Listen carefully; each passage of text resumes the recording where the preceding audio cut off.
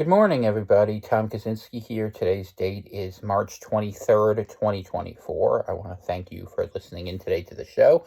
Couple announcements we're going to go through, and then I'll cover some thoughts of my own, touch on a couple news points, offer a little bit of word, and we'll try to do that all in under 30 minutes. I'm aiming for 20 because that's what I do these days. If you find some value in it, you want to say thanks. Lord knows we could use it these days. The Venmo is CVCPRV. All right, thank you for that, and Lord's blessings be upon you all. First announcement. As of April, I haven't picked a date yet, but I will tell you as of that, this channel will be coming to an end in terms of producing any more content. And it's been a long ride, and it's not that I don't enjoy sharing myself with people, but it's that with the transition to a new phase in life that's coming forward here for myself and for Dana, hopefully, some of the things that we've been aspiring to for many years coming far closer to fruition, we've decided we're going to focus on a new life, and we're going to leave the world, leave the life behind that really didn't bring a whole lot of joy to us, but brought a lot of adversity. And for as much as it has been a pleasure to connect with some minds on thoughts and to share a little bit of time with you guys during the mornings, but I have to walk away from this saying that social media is a mistake, and I guess that's what I want to talk about today, because I want to give you a preface to why we're doing what we're doing, not in terms of just the personal aspects, although those are very real, having dealt with slings falling at me and at my wife. And the problem is, in the social media space, everything ends up being a graffiti contest. Everything ends up being a question of not as what is right or what is good or what is true or what is beautiful, but how badly you can punish and pummel your enemies. I've seen it time and time again. I saw it when I worked for Ron Paul, when good people who wanted to support the Constitution were basically bludgeoned aside by people who would use those same laws to bad effect. Those bad actors now running the show, as they always did, but pushing out any care, concern, or ability for people to make things work. And that's what America does well. I mean, it's funny. I go on Twitter sometimes and I read people saying, "Oh, we just need to do this and we just need to do that." Well, I've been the "we just need to" person for a very long time. And what happens is the state interferes. Big actors fund bad actors. The worst things are attached to any idea. And the family's ruined by the awful uncle or aunt or cousin or whatever it is, and you simply can't do it. And that's okay. I understand that. And I understand that it's a function of social media. I understand it's a function of social media, which is a weapon that was created. I mean, we've talked about that before. You can go back and look at DARPA, ARPA, LifeLog, Larry Summers now, running out of Harvard because, people who, were responsible for this, are now being targeted as well. Which, I mean, there's a rich irony to it. The Lord will give you what you serve to others. It just takes a while, and that sort of in history is very satisfying, but in the moment it's very difficult because you feel like you're losing a lot. And good people are losing. Good people are losing in the U.S. Vigilantism has come back. And law enforcement's powerless to help because laws have become tools of the wicked against the good. And this is one of the things. This is one of Tom's key insights from life. And I know a lot of people on my chat have been dissidents, and I know a lot of people who've been LEOs, good ones as well. And there are many out there. But the thing about it is, you can live for law or you can live for people, but you can't really live for both. If you live for people, you can have good laws, but if you live for laws, you will not have good people because the law will be the weapon against which you have to contend. If you want to look at it easy, look at how basically, I'm not a Trump fan, but from a simple level, how they want to bankrupt Trump. Or look at how Speaker Johnson basically pushed through a betrayal of everything that's out there because, well, the law must go on. Or how Ukrainians are being drafted at the airport by press gangs. You thought those were gone. They're not. That's what they used to do. That's what led partially to the War of 1812, the XYZ incident, Jay Treaty. These things happen, and we now live in an age where life is treated very cheaply. Information is considered important, and people are being supplanted by propaganda constantly. I was actually watching a video just this morning of who was supposedly one of the attackers of the terrible incident that happened in Moscow. And I'm against terrorist attacks against civilians everywhere, by the way. Gaza, New York, Israel, everywhere. I'm not supporting that, and who would? But, the guys, they're saying, yeah, someone offered me $500,000 anonymously in Telegram, rubles, I should say, it wasn't dollars, which is a lot less, actually. But he took it, apparently. And who knows if that's true or not. I don't know who did that. I mean, we could go through all the usual actors, and I'm sure something nefarious is happening, but something nefarious is always happening. And why is that? We live in the social media panopticon. We live in the ultimate low trust society. Why do we live in a low trust society? Because even when we want to reach out to our friends for help, our enemies will be constantly watching us. Even when we want to try to build something good and right, the government is watching us. And in the absence of privacy, you have an absence of individuality. Instead, you are forced upon a sort of least common denominator force. And that is the desired outcome if you play by those rules. The few times we've seen something happen, I go back to the trucker convoy, which we found so exciting, an effort to liberate the medically imprisoned people of Canada, right? What ends up happening is that they decided to use 8 different forms of communication, CB radios, which are, just as public, but, the people in charge are not necessarily better. They just have more weapons to use against you in a system that has told them that this is right to do so, and financial incentives that encourage them along. This is always the way. The Eichmann defense, right? Or, the reason why, how many was it? I think I read 40 million Christians got slaughtered by the Bolsheviks in Russia. A terrible thing. The Soviet Union, I should say, because they weren't Russians. I mean, I don't want to say they didn't occupy the territory of Russia, but the people who came in there. I mean, inheriting the how should I say, the entrepreneurial class of the old Polish Lithuanian Commonwealth, and the old grudges that came out of the Black Sea region. I think played a very large role in that, as Solzhenitsyn said. By the way, for those who are in the know, 200 Years Together, I hear, is going to be released in English in about in 2025, a new translation, an authorized translation, which would be really interesting, and it's a book they will not want you to read for obvious reasons, because it talks about how certain entities control society, those same societies. You look at the before APAC, there was a different committee, and during Eisenhower and the beginning of Kennedy, they got that branded where it was the DOJ was going to look at that as foreign agents, and they were going to do the same to APAC, but then all of a sudden Kennedy went bye, Johnson came in, and society took a hard right turn, if you get what I'm saying. Of course, it circled down the drain, but those are high-level examples. Let's make it low-level for this, because we're talking about social media panopticon.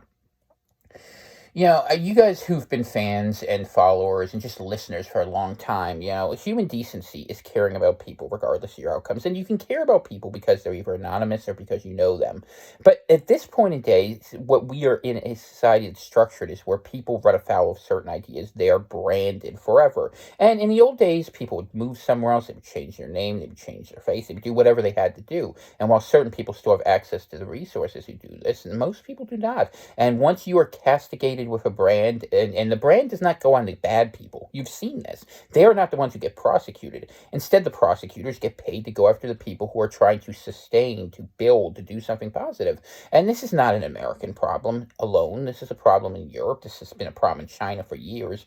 I mean, and other societies have different variations of this problem. But social media makes it ubiquitous. So if you make yourself vulnerable to seek the help and the really, it's intimacy is the word, of having a genuine relationship with the other, once you reach beyond a certain pale, you are constantly thwarted. In fact, people are run off from you. And I've lived that a long time, and I'm a strong person. I'm used to being alone, but in a different society, maybe I wouldn't have been alone. Maybe we could have just talked about ideas. And, the funny thing for me is we never attacked anyone.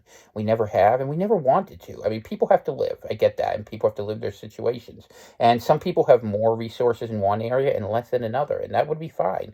And there were ways to deal with it, but you're not allowed to talk about it. You are to assume all are equal, all are the same, all are identical. And it builds what started with the sort of woke culture builds onto the internet, where you now live on the dead internet, a land of bots who are making proclamations, and of videos from Nielsen ratings from airport TVs being stuck on CNN indefinitely. And it's not what people want, and they know it, but you can't form up. This is the problem. Society itself is tearing itself limb from limb because there's no connective tissue, and yet we have a cancer between us that will not let these cells coalesce into anything useful. That cancer, of course, Washington plays a big role in it. Silicon Valley plays a big role in it. But at the heart of it, technology plays the biggest role in it because it makes our relationships artificial, and to the point of why I will be leaving this work. I intend to keep writing. I intend to keep sharing ideas. I will keep my Twitter account live, X, whatever you want to call it, at Tom Kaczynski. But the thing about it is there's no benefit. I mean, there's absolutely zero benefit. But I like talking to people. I haven't given up. If you want to talk to me, talk to me. I make time. But people don't do that. People want to just absorb what other people have to offer without offering anything in return. People don't want to have that genuine connection that requires. And that's okay. I respect that. That's why I write books. You can read them if you really want to just know the ideas without that. And I'm excited to tell you and share with all of you, actually. Amazon recently added another feature, and I bet they added it so that they can use it for training AI, because that's what the big fight is between all these big companies, who has the best data set, because using free links off Wikipedia doesn't make anything but a retarded outcome, right? But what I think, would be better, I write some my own books, actually, 4 of them now. What did I put up there? Let me think. In God We Must, Come Out of Babylon, Behold the Beast System, and Incoming, which was the sequel to The Coming Civil War. I put them up there as audiobooks. It has an audio reader that's, not perfect, but it's pretty good. And I think if you have, what's it called? Maybe Kindle Unlimited or Audible Unlimited. I don't know how it all works, but those 4 books are available for you to listen to. So I know a number of you have preferred listening to me over the years, and you can hear my ideas at a decent tempo without having to hear my screechy, shrieky voice, which I think will be a good thing. And I'm okay with that. I think it'll be a nice opportunity, help the program a little bit, help us out. Because times have been hard. Times are hard for everybody, but we keep struggling through. But that's the whole problem. We keep struggling through. We don't build. Why don't we build? Well, money separates us, our needs, and because we have to protect that, even though it's fake, we have to live by it. We are forced into tribes, and we're categorized. It's like little walls between us, and you start to realize all the ways we're atomized. And really, it's the connective tissue. People look at the pieces themselves, but they don't look at the full fabric of what holds you in place. And it's really a compliance grid. That's why I call it the social media panopticon here, that you're being watched from all sides. And that's one of the reasons why we're leaving. We can't live, I'll put it to you bluntly, I can't live a normal life in the English-speaking world because of how it is. Entonces, hablo el español en Argentina con mis nuevos amigos y nosotros comprendemos nuevas ideas y filosofías. So we're going to work on that, and my Spanish is not terrible. It's intermediate, but it will get better because that's what we're going to do. And that's where the new life's going to be. And I think you got to get out. I say this to people all the time, and you tell me you can't, and that's fine. But you're gonna wish you listened because I know people would take umbrage with this. It's 1938 in Germany. It's 1913 in Russia. Yeah, 1913 in Russia. There are these problems that are obviously on the horizon. There's ample evidence in video that a major war is coming. You simply, even in World War One, okay, they don't teach you about World War One, but World War One, one of the things you learn pretty quick about it is what drove the war was fears from one side that the other side would mobilize more. And once you get to the point where you have major industrial powers, Russia is one of them. I would argue China's another, who's doing this. Of course, they're a major industrial power, that are arming with intent to using weapons. They're going to have to use them.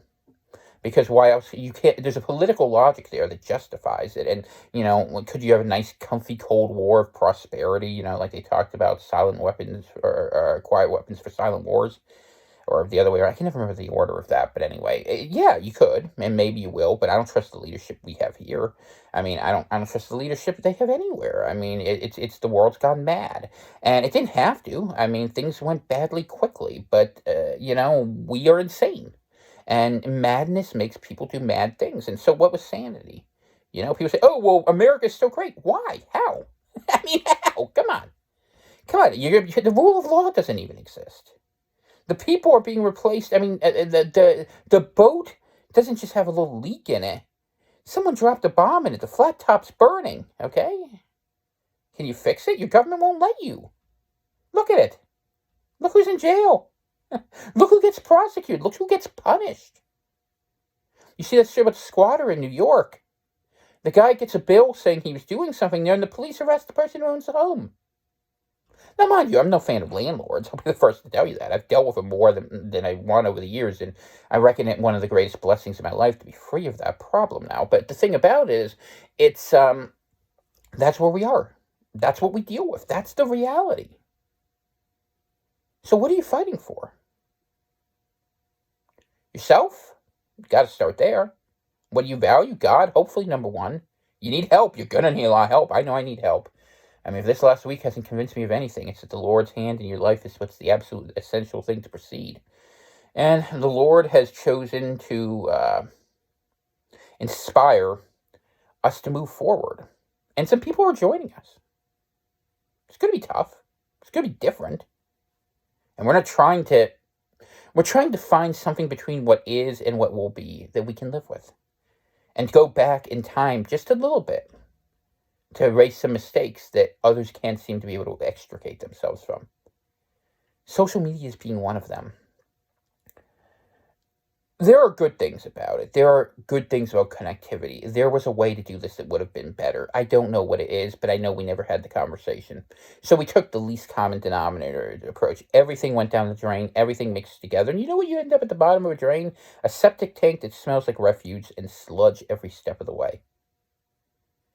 I don't want to be at the bottom of the drain. I don't want to be the spider crawling in the colony of crap, and that's where you are.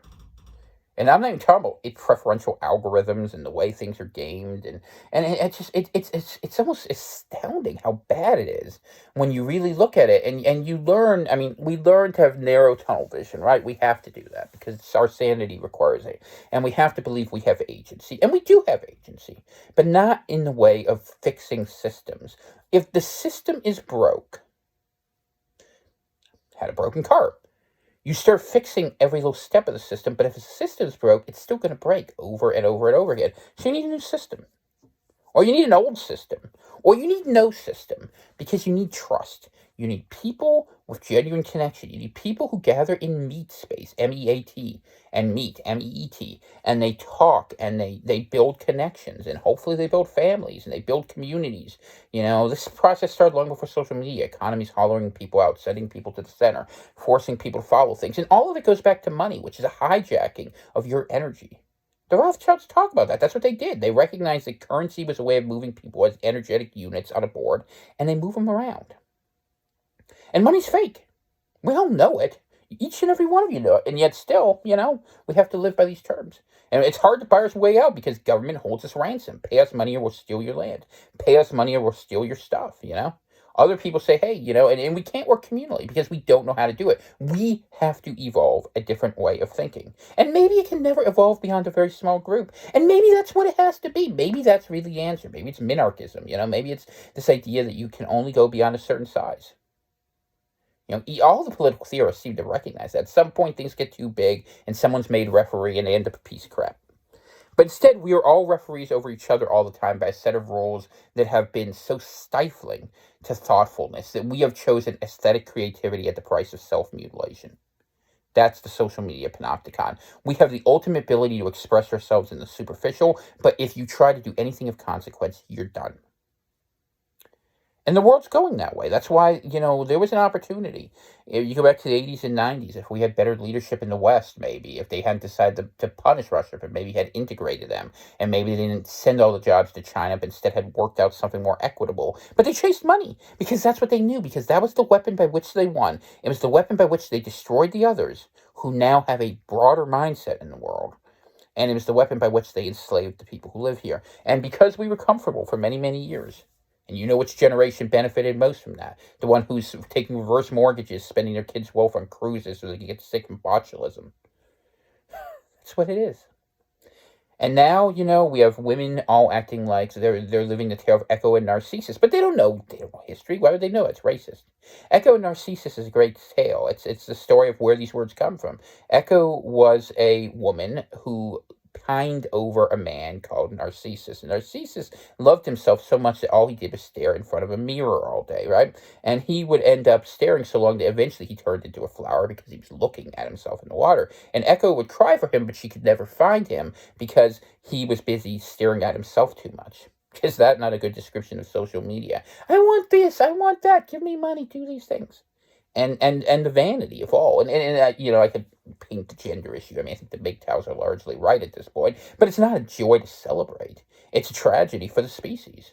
And so something different has to happen, and leadership has to come. It has to come in a different place, in a different time. And all you can do is try to eject yourself from the consequences of this, detoxify yourself from the insanity, and get yourself a way to find health. And if you have to live in obscurity or ambiguity, and you have to do whatever you do, take whatever job, there's no shame in it. While Paul was busy out there preaching the good news of the gospel, he was also making tents. Who the heck wants to be a tent maker? If I make a tent, all you see is a kite on the breeze. You know what I mean? But that's what it is. The Lord was a carpenter. So many of these people had modest professions, and there's no shame in that. It's interesting. Over the years I've been doing this. It's been the sort of blue collar entrepreneur, the guy who made his own little company from his own skill in his hands, an electrician, carpenter, plumber, whatever. Or maybe you did something in technology, entrepreneur, authors, people who've been trying to do things, people who've been denied access to the pillars of respectability, and those respectability pillars are designed to get sort of midwits along the trail where they will be in debt bondage. And the government has teased them for years with debt bondage relief, but they don't give it to them any more than they give the right immigration reform. And they're not going to. So the border continues to be overrun. You see the bull rushing that happened at El Paso. Well, why wouldn't they do that? Why would you respect the laws of the U.S.? The U.S. doesn't respect their own laws.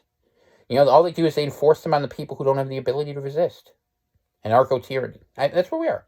And at some point, what they're going to have to do, when it gets just a little bit worse, is they're going to have to put the clamps to the people who are trying to follow the system, and you will be the biggest. You will both be the people most punished by it, and you will be the greatest enablers of that system. If you have any question of that, look at what's happening in Europe. Look at how farms are literally being destroyed so that climate change goals can be met, so control can be put over people, so you will eat the bugs, I don't want to eat the bugs. I want to eat the beef, or actually want to eat the lamb if you really get into it. And that's why I'm going where I'm going. And that's why I'm going away. And I realize at this point, I've said all I have to say for now. I mean, will I write books in the future? Sure. Once things settle down, maybe. And will I comment? Hey, if I want to, I will. But I can't live in this world because I can't be myself. It's just not worth it. The costs are greater than the consequences. But I do want friends, and I do want to talk to people, and I do like sharing my ideas, and I do that with individuals. And now my circle is small, and it's tight, and it's trusted. And that's what I'm saying to you. You need trust. You need a high trust society. You need to get offline. And if that means you need to move somewhere, you and your friends need to have a serious conversation, or if it means you need help, you're better off being poor and connected to real people than prosperous and connected to illusions. And that's where we are. Because those illusions are going to eventually betray you, and then you're going to have nothing except to fall, and you won't be ready for it. If I fall, all I do is sprain my ankle, because I'm poor. And I know I'm poor. I chose to be poor. You could choose to be rich if you sell out completely. You could choose to be poor, but the middle is the place that will kill you. Orwell talked about it. And could the proles do something? Yeah, maybe unwittingly they tear it all down. They're an erasure button, They're the great wave that comes across. And people want to control that. We are reaching the point where the outcome that I think imagines the automated state, where the poor who are brought in fight the poor who have been made here, and the people in charge give you people who are in control. That's what Trump is, in my opinion. He's the Pied Piper who doesn't fix anything. And he doesn't. Neither would Bobby Kennedy. Biden sure as hell won't. Same people control them. The same people who are authorizing, they give food trucks. You can watch this in Gaza. They want to show it to you. And this might get this banned. Fine. If it does, it does. I can accept that. They run a food truck in there after that new port they're building, which I'm sure doesn't have dual use for military. And kids go out there to run to get the food, and the Israelis shoot them and they bomb them. That's what they do. They treat you as less than people. And they do it to us. They might just hit us with rubber bullets. But it won't always be that way. Because there is no value of life, because there is no trust, because there is no common humanity. And there's no humanity because there's no God. We're not a gift of God anymore in their eyes. God's been forgotten. God's been forsaken. But God doesn't forsake his people. And this is my message to you in the end. Find the Lord. Find wisdom. And if you read the book, you realize that the times of like these of wicked men are times when good men go into exile. Help your friends, by all means. Help your family. Get the plantation together. Build a new beginning. Take what Babylon, what you have forced from Babylon, all right, and start anew. That could be a blessing unto you. But time is short. I genuinely believe we do not make it through the rest of this year without a major war breaking out. If it is a world war, conscription will be an absolute necessity. And the freedoms we have, you can already see, like with the TikTok bill and some of this other stuff, will be taken from us. That's intentional. Our efforts to relentlessly provoke Russia are unending. Forces have been moving from France and other countries into the western parts of Ukraine. Seems like there's ample evidence for me to say that. Also, American forces have been involved in the subjugation of Gaza. And a war is being planned against Lebanon, as best I can tell. You know, they're going to slaughter the red heifer. And people think, I'll say for my evangelical friends, I know some of you listen, this Israel is a naming trick that has nothing in common with the Israelites of the Bible.